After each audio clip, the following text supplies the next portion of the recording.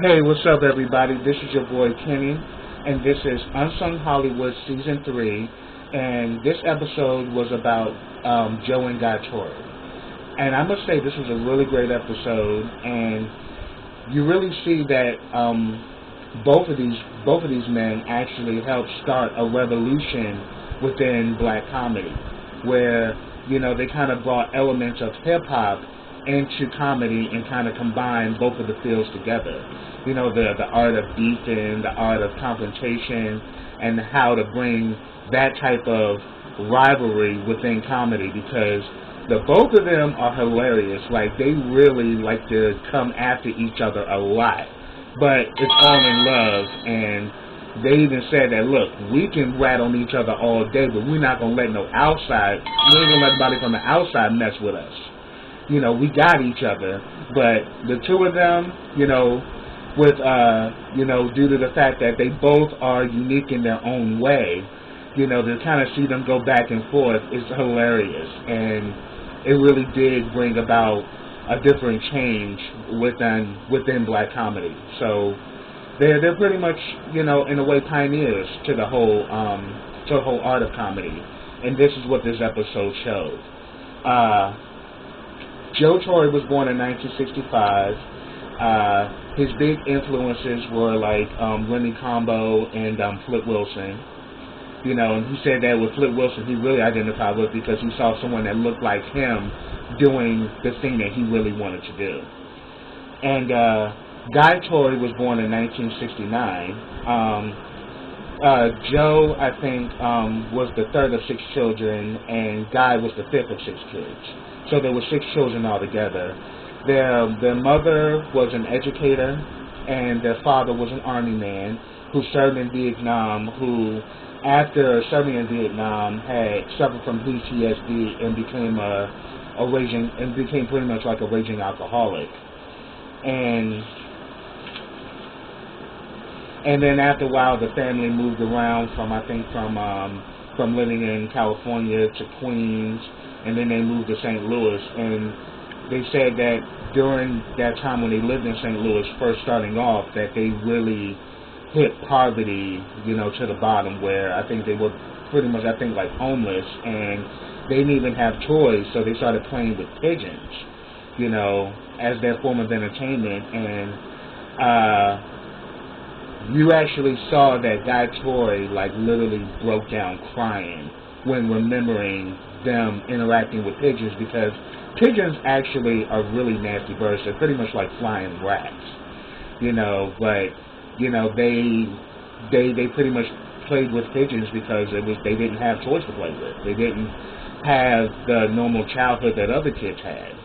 And to see Guy Torry break down in that moment really hit me deep, because it really showed that regardless of the fact that he is now successful and he now has money in his bank account, he never forgot where he came from, and he didn't forget what it was like being broke, like the Ten Commandments.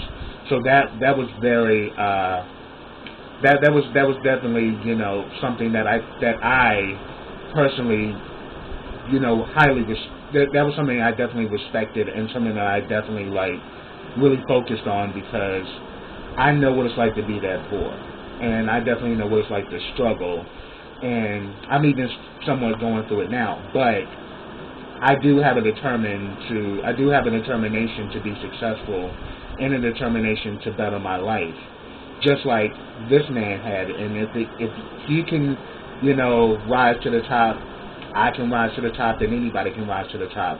But you have to want, that change, and you have to find something and stick with it. So I thought that was rather interesting to see that even though he's successful, he never forgot what it was like being poor, and that he carried, that hardship and that sadness, and he transformed it into gold. Turned lemons into lemonade, turned shit into sugar.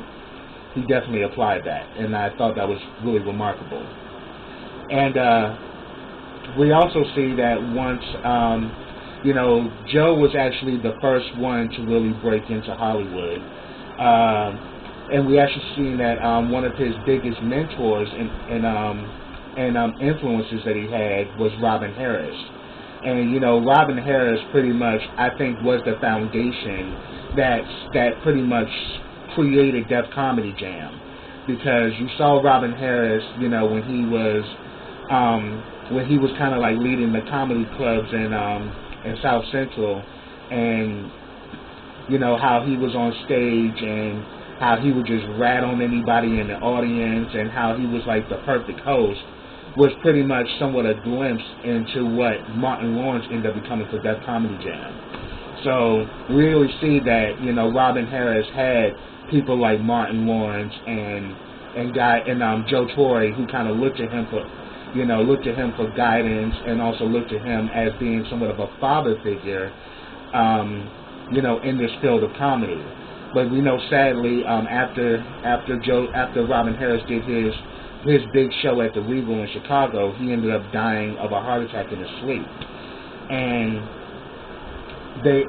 Joe talks about how, Guy even talks about how Joe was like emotionally broken after losing Robin, because it was kind of like because Robin became like a father figure to Joe Torry, and it was like he lost a family member. He said he was like emotionally broken. But we saw that Joe continued to work. He continued to develop his craft, and then he started to really transcend into his comedic skill and his comedic genius. And he was actually one of the first rounds of comics to actually take the stage in Def Comedy Jam. So I thought that was rather interesting as well.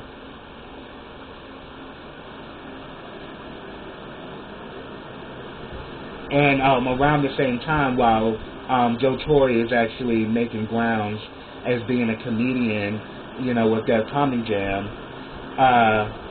and we can definitely see that, you know, when we actually look at Joe Torry and his comedic routine, we can definitely see that Robin Harris definitely had a strong influence on him. It is so apparent.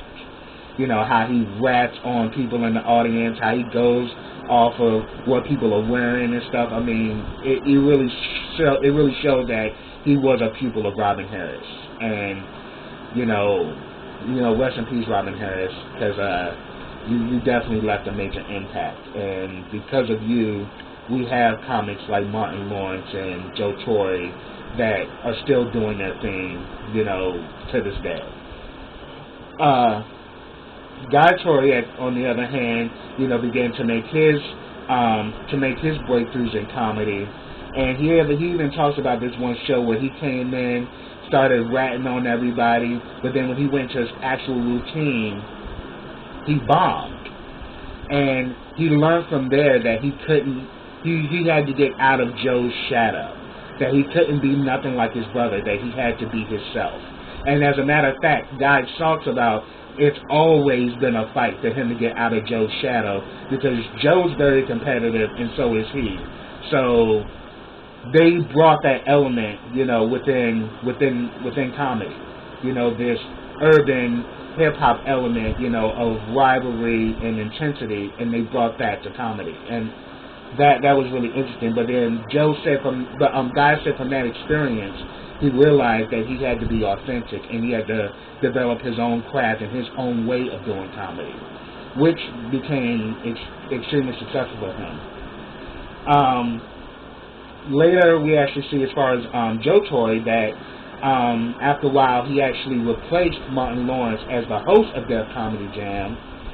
And I remember, you know, how the way he would, I remember this as a kid too, because I used to love Def Comedy Jam. I used to watch it religiously. And I like how the way he used to introduce people was like, so are you ready for the next comedian? Yeah, is he funny? When they showed that, I completely fell out, because I remember that shit. Are you ready for the next comedian? Damn, is he funny? So that was cool. It brought back some memories for me, because the way that he had that set up, it was really good. I mean, because I loved Martin. Martin had his own style as being the host of Def Comedy Jam, but so did Joe. So they both, in my opinion, were equally good as hosts for Def Comedy Jam. So they also talk about his groundbreaking role as Chicago in Poetic Justice. And that was not a comedic role, but it really showed another side to Joe, that Joe could really act. And he's in the likes of Regina King, Janet Jackson, Tupac Shakur. You know, he's around some talented individuals. You know, and Joe Torry actually held his own in that part of Chicago. And they even show the infamous fight scene between him and Regina King, you know, when she pretty much reads him for filth, and he goes off and he punches her, and it just explodes from that point on. But yeah, that's actually a hood classic. It's still one of my favorite movies, and I actually know that movie by heart. You can ask some of my friends. I could literally quote that movie from beginning to end. So definitely that was like my first experience of knowing who Joe Torry was, and seeing how he's actually progressed from that is really amazing. And then again, we also go back to Guy Torry. Guy Torry literally changes his name to like the world famous Guy T, because he doesn't even want to be affiliated with Torry, because he doesn't want to. He doesn't want to be a part of Joe's shadow. And but it's actually a great thing, because it really shows that he wanted to be his own star, and that he wanted to break into Hollywood and break into comedy, you know, being himself, not because of his affiliation with Joe. Because, you know, Joe was the first one to really break in as far as comedy and as far as, you know, being a Hollywood movie star. He wanted the same thing, but wanted to do it being himself, not because of who he was related to. And that's smart. You know, it shows that you want it, and you want it for you, and you're not trying to take no easy way in. And I respect that from Guy, and I respect that from Joe as well, because Joe didn't make it easy for him either. So that tension rivalry, that sibling rivalry, was always apparent, but it actually builds strong character within both of them.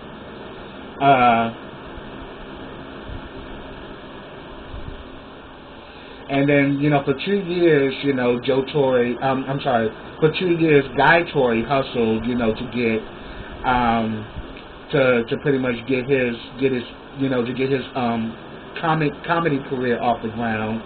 And he pretty much takes the stage of Def Comedy Jam and completely slays it. And then I think at the time Joe was the host or whatever, and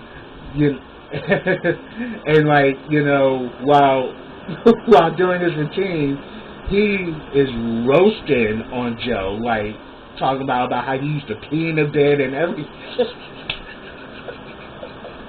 I was like, wow.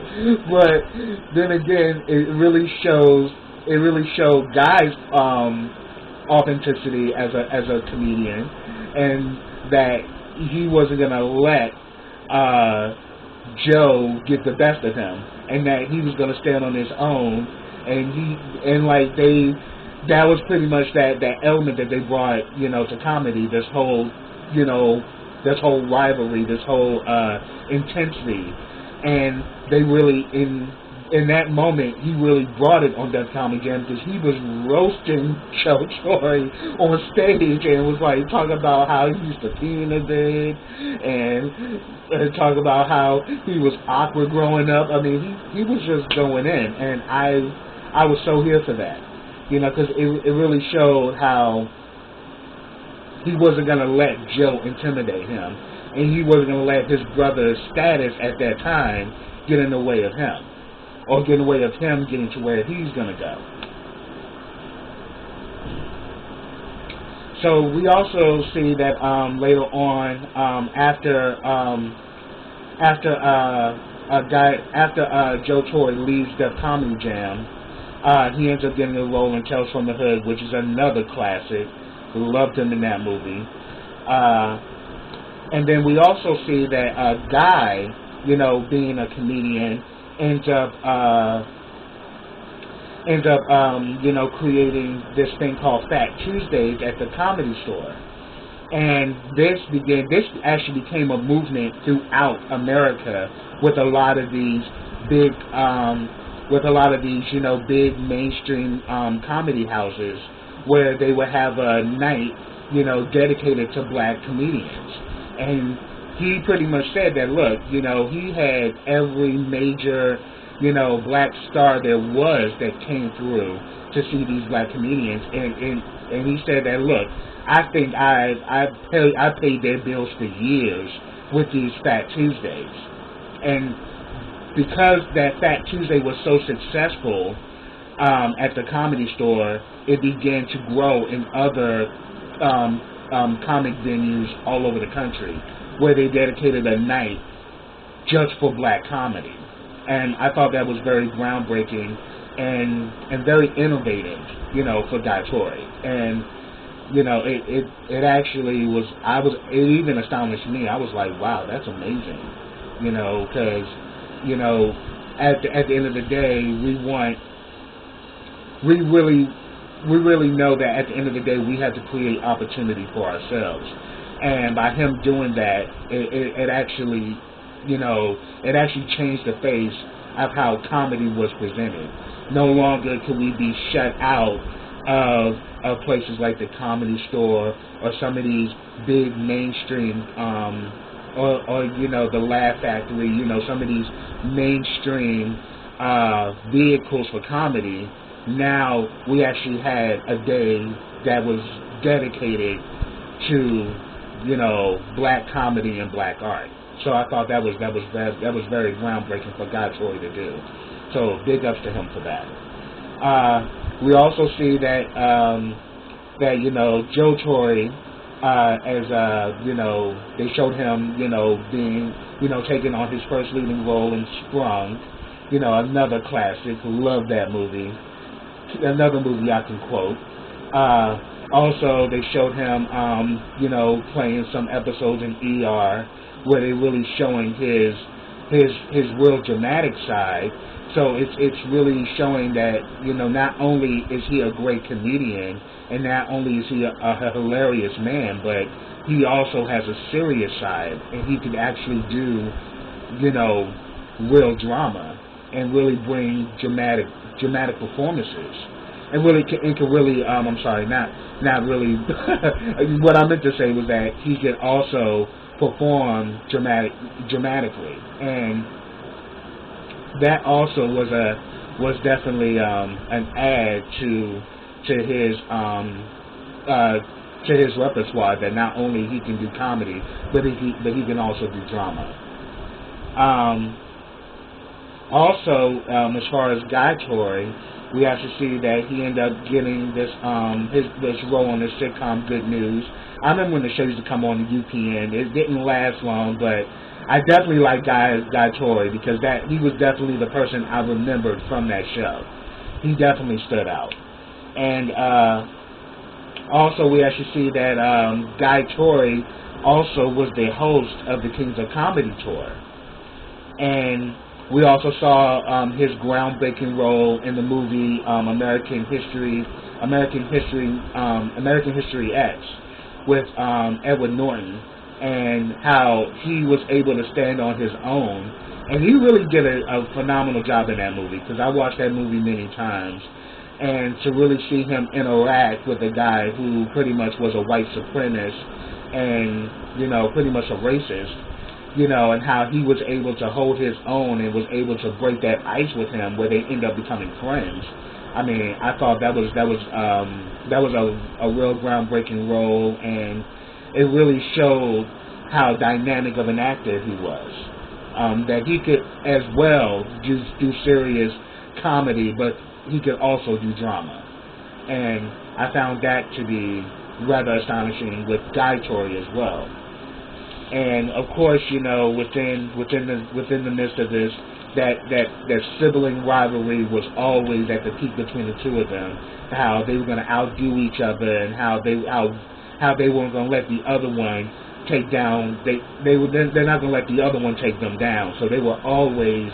It was always their sibling rivalry, but they said that they won't let nobody on the outside mess with them, but they're gonna always combat each other, which is rather cool. They also talk about Guy Torry's role in life, and that he's amongst, some great comics, Martin Lawrence, Eddie Murphy, Bernie Mac, and how he held his own amongst all of them. And he did. He really did play a good role in that movie. And I thought that was rather cool. They also talk about how he ended up quitting the Kings of Comedy, and when he quit the Kings of Comedy, that's when the Kings of Comedy became that mainstream. It became like that actual mainstream. It became mainstream, and it became a groundbreaking thing once it was put on DVD, and it also transcended the careers of Bernie Mac and many others who were involved with the Kings of Comedy. So he said that he missed a great opportunity. He said he wished he could take that back, but then again he left to pursue acting, and so he walked away thinking he was going to get a better opportunity, but yet the Kings of Comedy was the great opportunity because it became mainstream after he had decided to walk away. They also talk about how Joe Torry, pretty much had a time where he was kind of living recklessly, where he actually got shot, but he only got shot in the arm, and he, recuperated, and he got married in 2001. They also show that Guy at one point decided to be celibate, and he had ended up getting married, but then ended up divorcing, and then pretty much he started to wild out and started to have issues, and he even went so far in the deep end that it took Trick Daddy was kind of like the voice of reason saying he needed to get himself together. And we definitely know Trick Daddy was like how reckless Trick Daddy can get, and to see that he was the one who was trying to, get Guy back on track said a lot of how far Guy Torry had let himself go. And him and his wife actually divorced in 2006, and then they also talk about how as far as Joe Torry, how he got in a fight with a female comedian, and it really took a life on its own, and he was saying that at that moment he was in a bad state, and they got into it, and it just exploded, and it got violent. And he said that if anything, he wished he could take that back, and wish that day did never happen. But he said from that point on that they mend fences, and she's moved on and he's moved on, and he said that he learned a lot from that experience.